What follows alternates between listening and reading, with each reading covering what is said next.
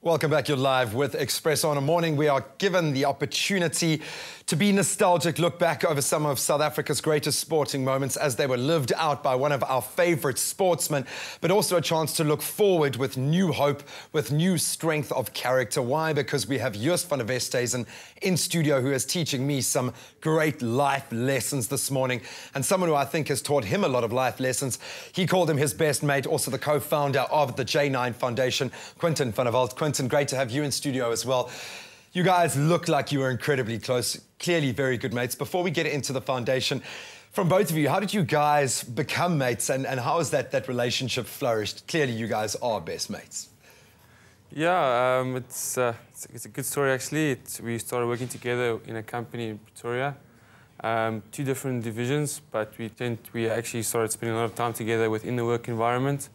I think we just clicked as buddies. And we spent time outside of the office, and then yeah, from then on it just grew.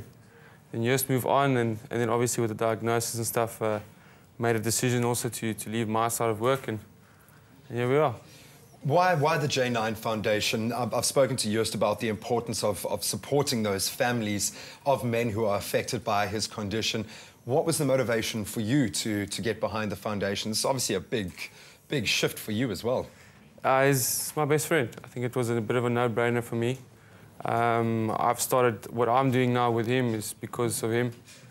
He was my inspiration to start this thing. So when I made my decision to leave all my stuff, it was pretty simple. And then from then on, it's become about the beneficiaries. I think it's something that you need to see for yourself to really become a believer. In the beginning, it was about organization. But until when you're actually there in the lounge and you see what Joost does for them, and the inspiration he gives them, then it's almost like a drug. You can't wait for the next one. Yeah. Joost, how important is this for you, playing this role now, having this new role to play in your life where you are at the moment? How important is the foundation, not just for those that are affected by it, but for you to be involved in this way? Yeah, when you live with a certain condition, you tend to adapt, have a mindset change. When you know what people are going through, what you are going through, makes it so easy. Wherever we go, we get the beneficiary. Last night we were in Westhuizen, adopted a new beneficiary, and that's what we do. But there's also a sad one. I mean, out of our 17 beneficiaries, we lost 4 within a year. So you have to adapt and move on. Is this helping you come to terms with where you are in the cycle of your own condition? Yeah, when you meet people in different stages of the disease, it makes it easier.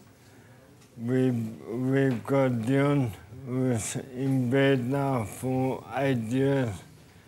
You meet people who can still walk and talk. Then you meet people who can't talk, and it makes it easier for me. Quentin, what has this journey been like for you? You've obviously been probably one of the people who is closest to Joost over the last couple of years. This journey of starting the foundation and seeing how Joost has grown through this process, what has that been like? Oh, it's been unbelievable. I think it's a difficult thing to describe in the sense that, you've actually literally walked the road, so you've seen it for yourself. But what Joost not only done for the beneficiaries, but what he does for us as a J9 team, the inspiration that we draw from his energy and where he is in his life now is, that's inspiring. And I think that's where we get our energy from, to be able to go out and attempt to make a difference, Yeah, it's been mind-blowing. It was nothing what I expected. I think every day has been a new adventure, a new expectation, basically. But yeah, I think I draw a lot from Joost. He's walked the world, so he's got a lot to offer people, not only from a rugby perspective, but also from a humanitarian perspective. What does the foundation do exactly? Putting out there a call to action for people to get behind the kind of work that you're doing. Where do you need support, and what do you guys do logistically, getting down to brass tacks? Basically what the foundation also focuses on the quality of life programs, as Joost explained earlier.